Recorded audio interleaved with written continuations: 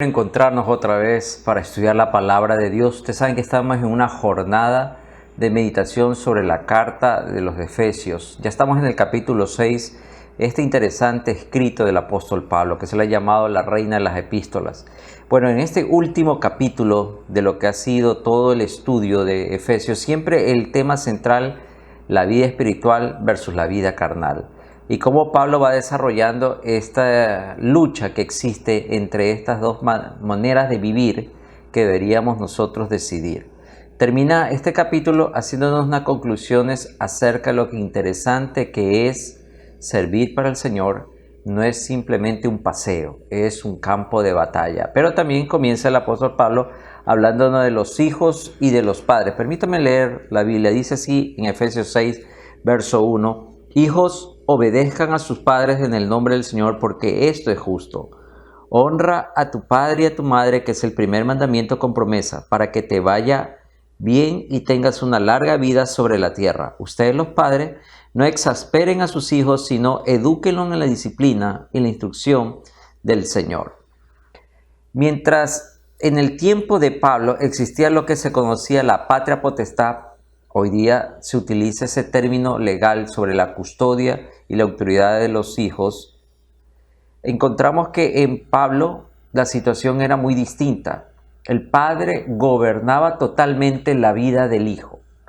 Decidía cómo era su educación, decidía con quién se iba a casar, decidía con quién iba a ser amigo y decidía todo referente mientras él estaba bajo el cuidado de sus padres. Y Pablo va a tomar costumbre, esta vivencia de su tiempo para enseñarnos realmente a ser padres de una manera de equidad. La Biblia va a resaltar el hecho de no exprimirlos ni oprimirlos a los hijos, sino más bien guiarlos y orientarlos en el camino del Señor. No solamente en el contexto de Pablo los hijos tenían que obedecer, sino que tenían que aprender obediencia, y cualquier metodología de enseñanza era valedera. Y eso era un trabajo importante del padre, o si éste podía pagar, de algún ayo o maestro o tutor. Así que mientras iba creciendo el hijo, el padre se esforzaba en enseñarle obediencia, para que la disciplina de él pudiese ser probada en cualquier área de desafío que vendría en su vida madura. Por eso era muy común que la desobediencia sea castigada para que diese paso a la obediencia y ésta pudiese ser aprendida. Pero Pablo nos lleva a la meditación de que no solamente por el castigo o por la disciplina, sino nos pone un nuevo referente, un nuevo axioma, porque esto es lo justo, porque esto es lo que el Señor desea. Debemos obedecer en el Señor porque eso es parte de mi vida nueva, de mi vida moderna. Ya no solamente viene por el temor o por la necesidad. Hoy día nos encontramos en esta sociedad hedonista que a veces los hijos, por obtener algo del padre, tienen que hacerle caso, o de la madre. Pero no, Pablo dice, debemos someternos a nuestros padres porque es lo justo para honrar a Dios. ¿Qué significa honrar al padre? Puede ser que en los tiempos de Pablo significaba ese honor que uno tenía que vivir para ellos, cuidar el apellido, guardar las propiedades. Pero para nosotros en el tiempo actual que Pablo se está refiriendo, es que ha cambiado tal vez la edad de que el hijo tenía que someterse a todo, pero debemos, algo que no vamos a perder mientras nuestros padres vivan, es darles honra. Sí, tal vez ya no tenemos que hacerle caso en todo cuando ya salimos del hogar, porque lo que nos dicen ahora es valedero como un buen consejo de alguien que nos ama, que alguien que nos quiere, alguien que tiene experiencia y alguien que mejor que nadie ha experimentado los rigores de la vida. Pero hacerle caso ciegamente como cuando era uno un muchacho, un niño, no. Pero Pablo dice que los lazos de la familia que van cambiando no terminan de romperse, y el respeto, la honra debe guardarse, porque para que sobreviva lo que Cristo ha empezado en nosotros. Por eso, como serlo, lo que es justo para el Señor. Y toma el mandamiento de Deuteronomio 5:16 para que las cosas te vayan bien y tengas larga vida sobre la tierra. Y esa es la bendición, la promesa que Dios da al hijo obediente, al hijo que cuida, al hijo que honra. Ustedes recuerdan que los 10 mandamientos comienzan con 4 primeros mandamientos dirigidos a Dios y los últimos 6 dirigidos a su prójimo. Y en esto los judíos tomaron los mandamientos y los dividieron en 2 grupos de 5 para que la ley pudiese honrar al padre y a la madre como un deber de Dios y como un deber hacia la comunidad. Pero también hay una advertencia de Pablo acerca a los padres. No provoquéis a ira, no los estorbéis, dice. No exasperen, dice otra versión. Los padres en verdad tienen la oportunidad a veces por su posición, por su poder, de exasperar, de provocar, de frustrar, de atormentarlos cuando nosotros no somos sabios en la corrección. A veces el acercamiento hacia ellos nos ha faltado el tacto o el momento oportuno. Simplemente hablamos y ellos tienen que escucharnos. Pablo nos está diciendo que los cristianos, los padres cristianos, no deberían hacer. Así que aquí hay un elemento nuevo que aparece, la equidad. Los sentimientos del hijo importan. Los sentimientos, los más pequeños, importan. Antiguamente no, era decisión del padre quién vivía y quién no vivía, qué castigo se le daba o qué forma de vida debía tener el descendiente. Pero aquí representa un concepto revolucionario.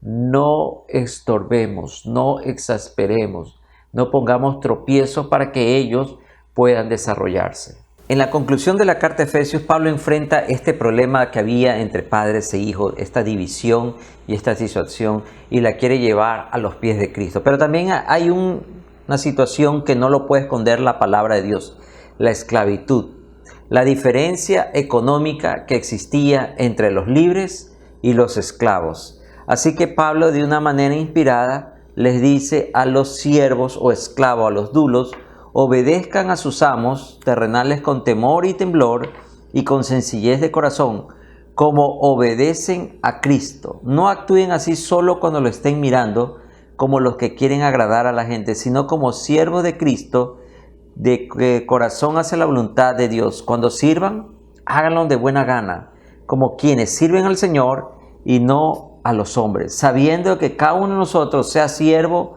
o libre, recibirá del Señor según lo que haya hecho. Ustedes, los amos, hagan lo mismo con sus siervos. Ya no los amenacen. Como saben, el Señor de ellos y de ustedes está en los cielos y Él no hace acepción de personas. El Evangelio entra y socava este poderoso argumento de la explotación humana. Trae este principio de igualdad para que todas las personas puedan ser vistas como almas que importan, como vidas que importan. En Roma y en Grecia, la esclavitud era muy usada, en el mundo antiguo era muy usada. Eran maltratados, eran explotados y su vida no valía para nada.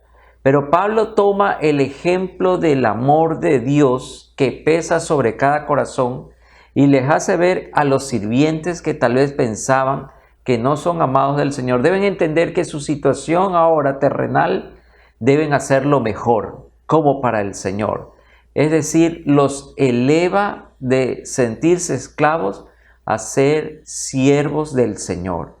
Pero por el otro lado, también está la parte de los amos que se han hecho cristianos, que deben tratarlos de una manera con gracia, palabra que no era común ni usada ni estaba en boga en esos tiempos. Al esclavo se lo reprendía fuertemente y había castigos horribles de mutilación, de flagelación, cuando éste cometía una falta o desobedecía.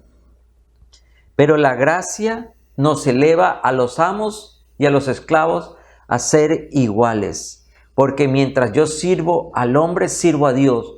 pero también mi esclavo no me pertenece a mí. Ese es un siervo del Señor, porque Dios está en los cielos. Así que en el tiempo de Pablo, el trabajar con las manos era algo despreciado y no muy bien visto. Era para las personas que no tenían educación, los trabajos manuales. La meta del exitoso era tener dinero y no trabajar. Pero Pablo nos hace ver que el trabajo arduo y la labor manual son honrosas, porque así también trabajamos para el Señor. Nosotros como creyentes debemos ser duros trabajadores que le dan al jefe, a la empresa, un día entero de esfuerzo y trabajo. No solamente cuando estamos que nos están observando o el jefe está presente. Pablo toma esa actitud. No lo hago por el hombre, lo hago porque ahora le pertenezco al Señor. Así que nos pone Pablo en la moralidad de servir todo y hacerlo correctamente porque estamos trabajando para el Señor. Sí, Pablo nos enseña de esta manera a solucionar este gran problema que me imagino que existía en los tiempos de él, en la iglesia, en las reuniones, la incomodidad de los esclavos reunidos ahí, tratados como hermanos y los amos por otro lado. Pablo dice, no, somos una sola persona, somos una sola carne, porque ambos le debemos dar lo mejor de nuestro esfuerzo a nuestro Señor. Y en los próximos versículos, del 10 al 20, en los próximos 10 versículos que vienen, Pablo va a tocar un tema muy interesante. Recuerden que él está prisionero y hay un soldado que está encadenado con Pablo para guardar mayor custodio. Así que Pablo observa el traje de este cuidador, de este soldado, y nos da a nosotros una semejanza de armarnos contra esa lucha que se viene. Y ha sido una de las partes más conocidas y predicadas de Efesios, el capítulo 6, verso 10, la armadura de Dios.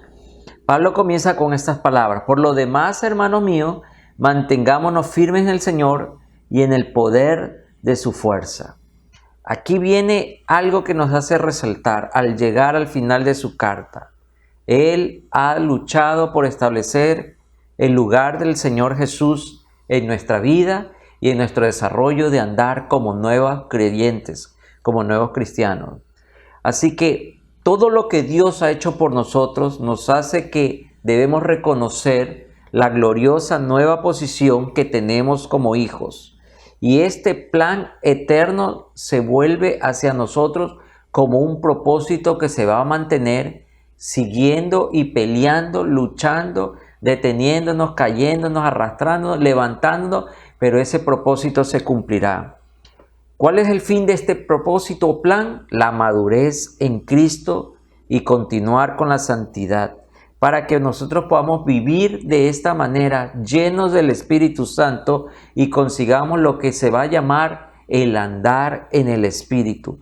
Pero todo este desarrollo tiene un enemigo y una batalla, y esta batalla se va a librar en lo que dure nuestra vida como cristianos. Por eso Pablo dice que tenemos que mantenernos firmes, fortaleceos en el Señor y en el poder de su fuerza, dice otra versión.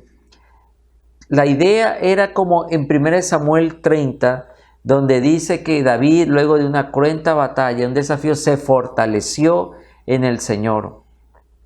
Debemos fortalecernos en la persona de Él, pero también hay una parte que me obliga a cuidarme y a prepararme. Y aquí toma la idea de un soldado. Un soldado vive en una fortaleza. Esa fortaleza es su cuartel, donde él se siente seguro, pero también esa fortaleza le exige que se entrene, que se prepare, que estudie, que vigile, que se cuide, que se alimente bien, que sea una persona disciplinada para el momento de la batalla. Es lo mismo que está haciendo Pablo. El combate del cristiano puede ser perdido si nos descuidamos. La batalla va a ser ganada si nosotros nos volvemos en personas hábiles en las experticias que Dios nos está dando como soldados de su reino. Fortalecernos en el Señor es equiparnos en Él, pero también el poder de su fuerza se va a demostrar por el equipamiento que me es entregado y cual Pablo va a detallarlo. Dice el verso 11, revístanse de toda la armadura de Dios para que puedan hacer frente a las acechanzas del diablo. La batalla que libramos no es contra gente de carne y hueso, sino contra principados y potestades, contra los que gobiernan las tinieblas de este mundo, contra huestes espirituales de maldad en las regiones celestes. Por lo tanto, echen mano de toda la armadura de Dios para que cuando llegue el día malo puedan resistir hasta el fin y permanecer firmes. Aquí hay algo que nos hace ver Pablo que es interesante. Vamos a vivir en batalla. Como les he dicho muchas veces, hay esa esperanza de que me hice cristiano, todo me tiene que ir bien. Tal vez hay una mala interpretación de que todas las cosas le ayudan bien, como dice en Romanos 8. Lo que significa es que todo tropiezo, toda enfermedad, toda debilidad, toda pelea, toda humillación, toda vergüenza me ayuda a mí a enfocarme en Cristo como un buen soldado. Un buen soldado es aquel que es condecorado, pero cada condecoración, cada medalla le exigió estar en una batalla, a riesgo de morir, con sufrimientos, con privaciones, con muchas cosas que lo golpearon y le tocó sobrevivir.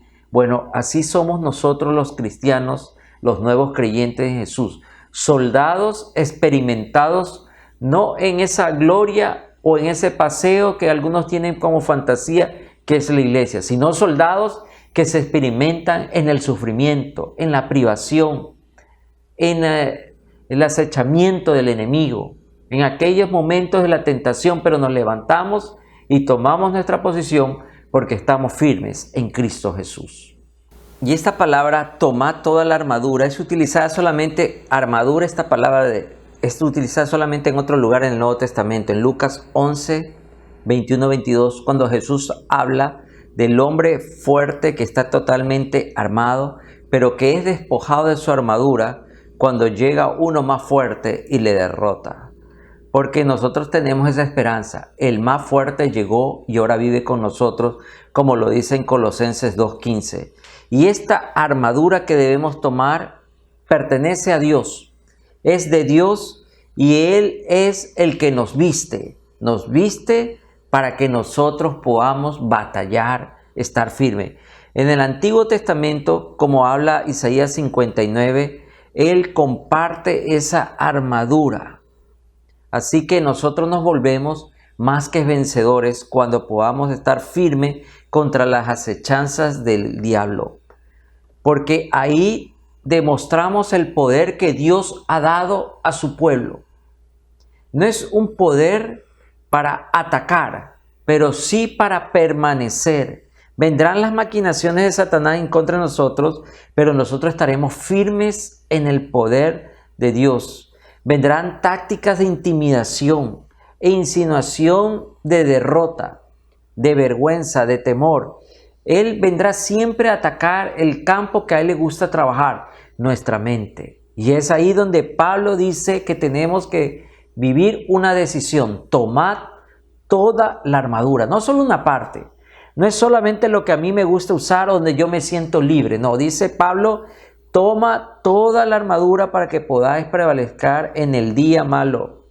Acuérdense que el diablo siempre vendrá con ideas de fraude, ideas de ofensas, ideas de mentiras y vendrá con una ofensiva maestra para tratar de sacarnos del lugar cercano que estamos contra Dios. Pero Pablo va más allá. En la época de él, Roma se había establecido como el imperio victorioso que aplastaba a todas las personas, pueblos y naciones que se oponían a su avance. Eran los conquistadores. Y Pablo le hace ver a ellos, a los judíos, que su verdadero enemigo no son los romanos.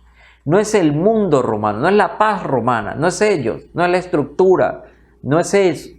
Pablo los hace ver que es nuestra lucha contra sangre y carne, no es contra eso. Esa lucha de contra los hombres no debe estar en nuestra mente ni en nuestros corazones. No debemos entenderlo, sino que debemos, apercibidos en el Espíritu, que nuestra verdadera batalla, nuestra verdadera guerra es contra principados, contra potestades, contra los gobernadores de las tinieblas de este siglo, contra huestes espirituales. Habla de que debemos estar como creyentes listos para entender que nuestro mayor ataque no viene de los hombres, sino del enemigo. Nosotros vivimos una batalla espiritual y entre más lo ignoramos, más fácil seremos presa del engaño del enemigo y nos va a sacar de nuestra fortaleza. Esta batalla es real porque es espiritual. Si nosotros ponemos nuestros esfuerzos en pelear contra los hombres, ya habremos perdido la batalla. Pablo les habla que debemos estar listos, como dijo y escribió en 2 Corintios 10, 3 al 4, no militando según la carne, sino que buscar a pelear contra aquellos enemigos invisibles que penetran en nuestros pensamientos y tratan de robarnos nuestra vitalidad y nuestras promesas en Cristo Jesús. La advertencia del apóstol es clara: no dejen que el diablo los engañe, Efesios 6, 11. No dejen que sus huestes de maldad que viven y habitan en regiones celestes, no dejen que los principados y potestades vengan a tratar de robarnos a nosotros nuestra seguridad y nuestra paz. No dejen que estos principados, como dice Romanos 8:38, que a pesar que se los conoce como principados, no tienen un poder ilimitado como el de nuestro Dios, o como en Efesios 1, 20, 21, nos habla de que Jesús está en el trono, muy por encima de todos ellos. Efesios 3, 10 al 11, que para que podáis, nos habla otra vez de regresar al poder de Dios, a la protección de la armadura espiritual, para que resistamos en el día malo. Hay gente que ha entrado en esto que se conoce como la guerra espiritual y toman la idea de como que el ejército cristiano ataca al reino del infierno y debemos vivir patrullándonos contra demonios y enemigos espirituales. También creo que ha habido una mala interpretación de Mateo 16, 18, cuando habla de que tú eres Pedro y sobre esta roca edificaré mi iglesia y la puerta del Hades no prevalecerán contra ellos. Si no entendemos bien lo que se estaba escribiendo, lo que está hablando el Señor, podemos estar preparándonos para una batalla equivocada o tomando una estrategia equivocada para esta batalla. Mucha gente piensa que tenemos que ir al Hades para saquearlo, bombardearlo, exterminarlo. Lo que estaba hablando de las puertas del Hades, en el antiguo mundo, el consejo municipal, los jueces, los líderes de la ciudad se reunían en las puertas de la ciudad. Era el lugar donde la vida de la ciudad, de la fortaleza, era planificada, era organizada, era trazada. En este sentido, el Señor está hablando de las puertas del Hades.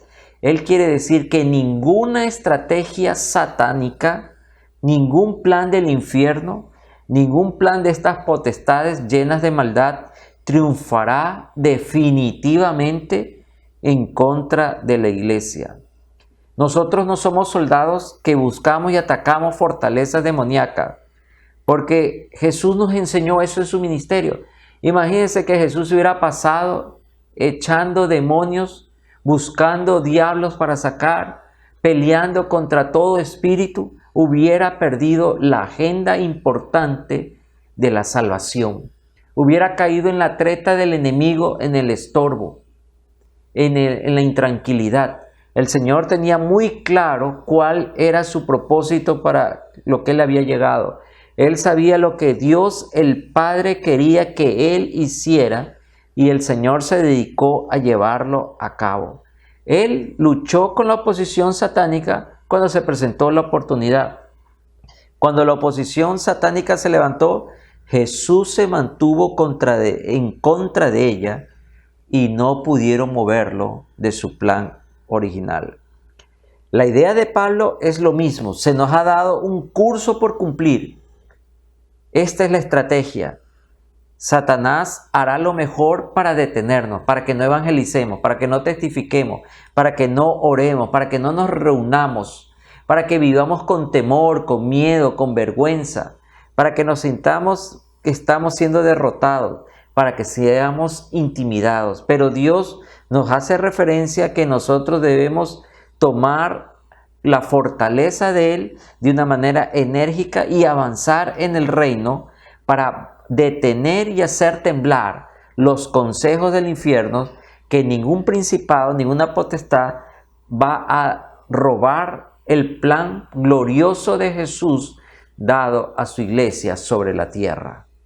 Y en los siguientes 4 versículos, del 13 al 17, Pablo va a describir, recuerden que él está prisionero en un hogar donde hay un soldado que lo custodia. Y él está viendo cada pieza y cada parte de su armadura. Él está viendo cada día cómo este soldado se viste, cómo toma otro la guardia y cuáles son los elementos importantes de la defensa. Seguramente Pablo había visto, había oído o había participado en una batalla donde él conoce la importancia de cada elemento. Primero comienza con ceñirse con los lomos de la verdad. Esta idea de ceñirse con los lomos de la verdad habla de un cinturón. Y este cinturón es el que sostiene toda la armadura. Y esa es una reflexión, ¿no? A pesar que el cinturón no es parte del soldado, indudablemente es indispensable que las cosas estén bien sujetas. Esto nos hace ver que podemos tener muchas armas, pero si la verdad no nos acompaña, van a ser armas muy flojas que vamos a perder. Y nos hace ver que los vestidos, la armadura y cada pieza, por muy valiosa que sea, no importa si su amarra, si su cinturón, si los cintos, si los lomos de la verdad no están presentes. Viene la reflexión de Pablo. Antes de entrar a la batalla, que sea la verdad la que te sostiene. No las fantasías, no una sobreespiritualidad, no solamente un afán de prevalecer, sino la verdad. Y debe ser la verdad. Cuando el soldado se relajaba, se quitaba el cinto, pero cuando entraba en acción tenía que estar con la verdad. Sigue con la coraza de justicia. La justicia es representada con una coraza, como una armadura, porque la coraza es la parte que protege los órganos más vitales. No podemos pelear con nuestra propia justicia contra las huestes espirituales. Un soldado no puede pelear efectivamente sin su coraza. No es lo que yo creo que puedo cuidar, es lo que Dios me cuida, es lo que me sostiene. A veces hay gente que confía en la experiencia cristiana que ha vivido. No confíe en la experiencia, confíe en la coraza de justicia de Dios. Calzado los pies, dice adelante, que debemos usar el apresto del Evangelio de la paz. Este apresto es el fundamento preparado. Sin importar lo poderoso que sea el resto de la armadura, si estás herido en tus pies, no vas a poder avanzar y eres presa fácil del enemigo. Tenemos que andar densamente protegidos. Algún historiador, como se llamó Josefo, hablaba que debemos tener una calzada densamente tachonada con clavos afilados para asegurar un buen agarre. Los éxitos militares de Alejandro Magno y de Julio César, se dice históricamente que sus ejércitos estaban bien calzados a diferencia de los pueblos que ellos enfrentaron.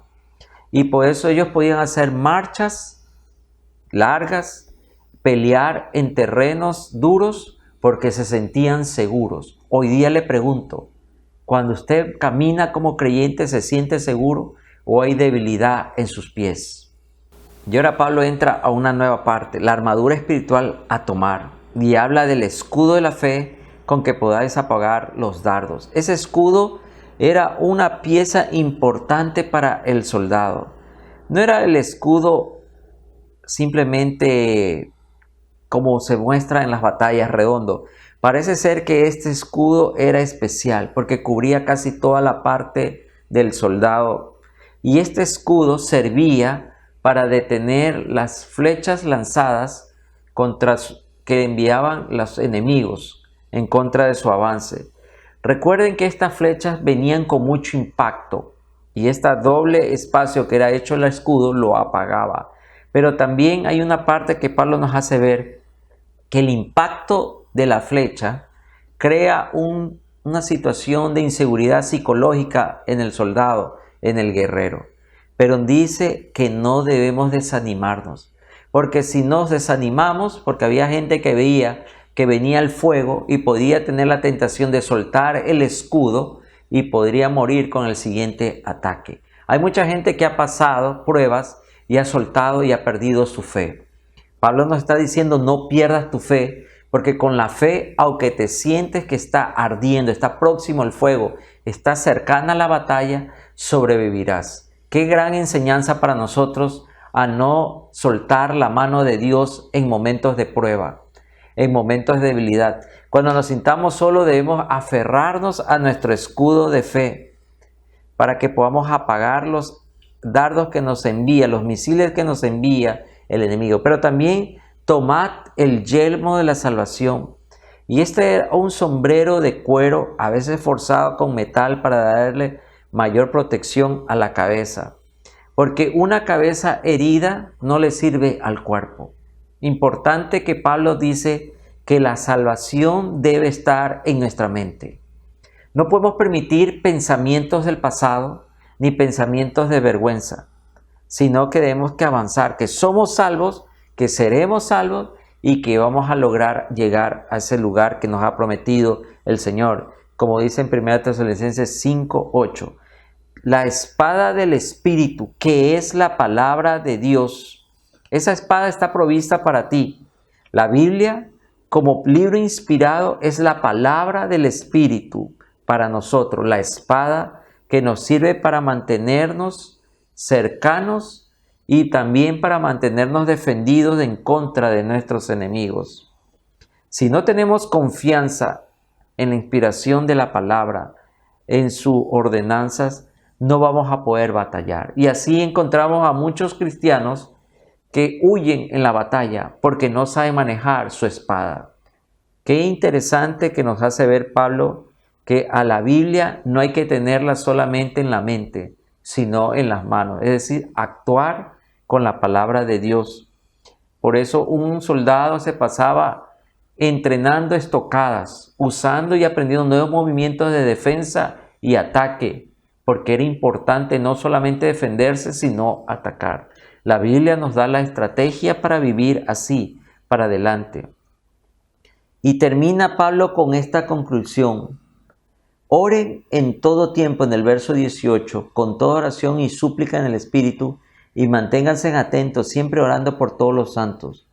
Oren también por mí para que cuando hable me sea dado el don de la palabra y dé a conocer sin temor el misterio del Evangelio, del cual soy embajador en cadenas. Oren para que lo proclame sin ningún temor, que es como debo hacerlo. Y vienen las salutaciones finales. Embajador en cadenas.